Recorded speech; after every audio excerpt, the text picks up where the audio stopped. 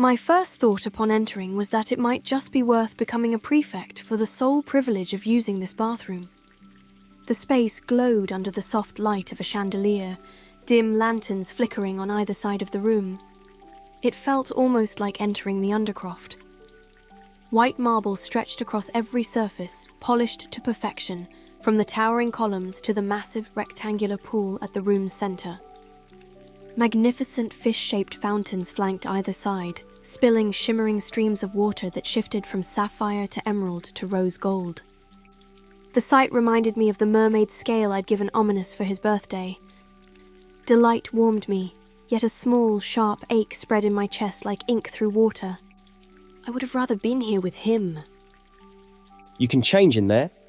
Sebastian's voice cut through my thoughts as he gestured toward a small room near the door. Now that I could see him clearly, I realized I'd never seen him in pajamas before. Loose mint green trousers with white stripes and a matching long-sleeved shirt, one he was already pulling over his head. Got my trunks on underneath, he said, his usual cocky grin in place. Figured I'd test the water for you. Before I could turn away, the fabric dropped to the floor, leaving him standing there, lean and wiry, his frame far more defined than his school robes had ever hinted at. Heat rushed to my face. I'm gonna change, I stammered, mortified by how long I'd been staring. I ducked into the changing room and shut the door, exhaling sharply. As I undressed, an unwelcome discomfort swept over me. Not shame, exactly, just the quiet scrutiny that seemed inevitable at this age. I didn't hate my body, but I wasn't sure I liked it either. It didn't help that I was still reeling from the fact that Sebastian of all people looked, well, like that. I was both relieved and disappointed that the changing room had no mirror. Clutching a towel in front of me, I stepped out. Get in! It's perfect! Sebastian's voice rang out before he vanished beneath the surface. I took advantage of the brief moment his head was underwater to toss my towel aside and leaped in. The water was heavenly, far warmer than the Slytherin dormitory baths, infused with something that made it feel impossibly soft against my skin, like liquid silk. The pool seemed enchanted to respond to movement. As soon as I reached the center, the fish-shaped fountains sprang to life, releasing streams of fragrant bubbles. Within moments, Sebastian and I were wrapped in foamy, floral-scented bliss. "It's beautiful," I murmured, taking in the opulence around us. Told you I owed you a swim. Sebastian said, running a hand through his wet hair. Took me a while to figure out the password, though. I arched a brow. "I assume you have your ways?" He smirked. Indeed I do. Let's just say sharing a dorm with our precious prefect has its perks. I laughed. "I applaud your cunning. A true Slytherin."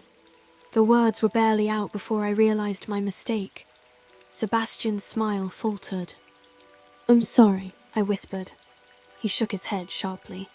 Please don't apologize. His voice was quiet but firm. A shadow passed over his face as he sank lower into the water, his chin skimming the surface. Ominous was right. He murmured. Using the Cruciatus curse on a friend, succeeding in casting it? His throat bobbed. It changes you. Then, without warning, he rose, water rippling around me as he pulled me into him. His fingers tangled in my damp hair, his arms locking tight, as though I might disappear. His heartbeat thundered beneath my palm. I will never forgive myself for hurting you. I shut my eyes, forehead resting lightly against his shoulder.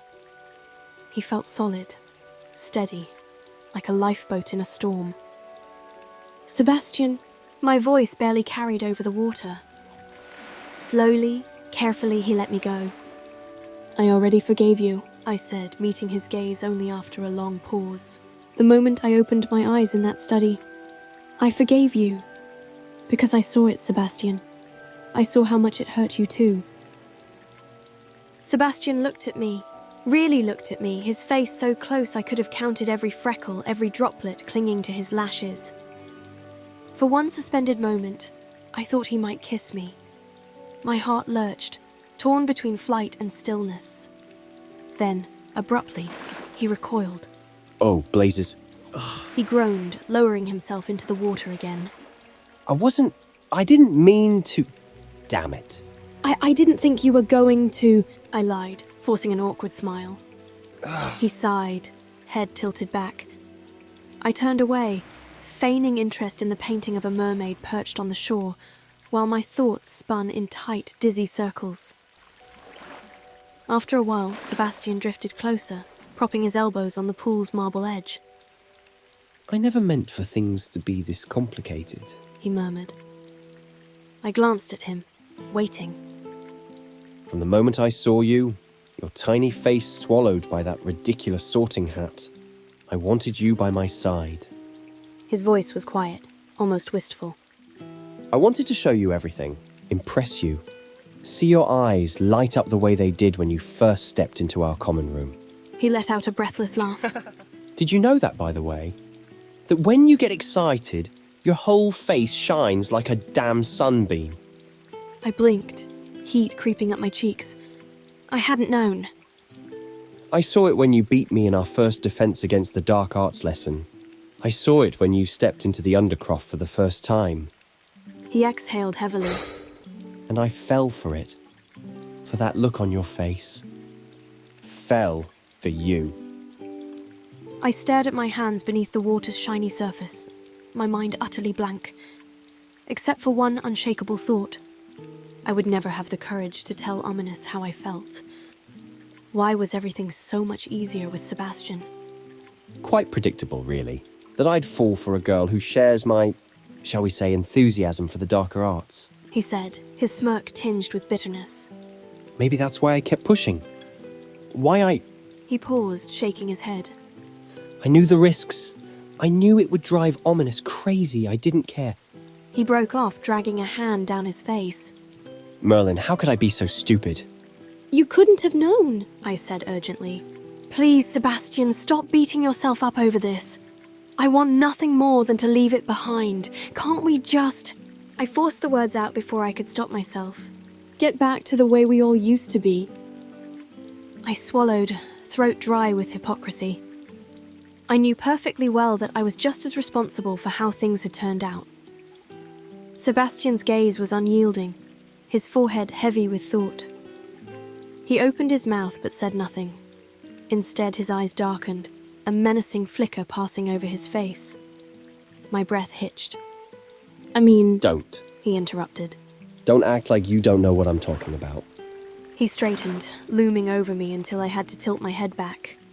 I see the way you look at him. Watch him. I've noticed from the start. A hollow laugh escaped him, his smile crooked and pained. How I wished, just once, that you'd look at me like that. I sucked in a sharp breath. Taking the freedom to look at Ominous whenever I wanted, without him noticing, was a privilege. A privilege I had gotten used to. His face was a map I could trace, a book I knew by heart, a canvas with my favourite painting. Most people had to crave in secret, I realised. Sebastian retreated a few paces, giving me space to breathe. I wasn't trying to convince you to choose me, if that is what you're thinking. He shook his head. I know when I've lost. And I'd never be the kind of lunatic to chase after a girl after hitting her with the Cruciatus curse. His voice softened. Besides, I'm happy for my best friend. He actually found someone who thinks the way he stumbles around school with his wand in the air is adorable. He gave a dry chuckle. Ominous deserves someone who looks at him the way you do. At last he smiled. His usual smile. Confident, honest, tinged with mockery. I had missed it. It settled in my chest, washing away the tension as it had so many times before. My cheeks glowed as I looked up at him, relieved to see that the shadows had lifted, leaving only the familiar warmth in his brown eyes. Are we good? He asked, twisting his face into a grimace. I exhaled a quiet laugh. You're a menace. He shrugged. Later, as I stepped out of the water, mellow and weightless, I didn't think about covering myself. There was nothing to hide from him. And just once, only once, I wondered if loving someone who could see me the way he did might have been the wiser thing to do.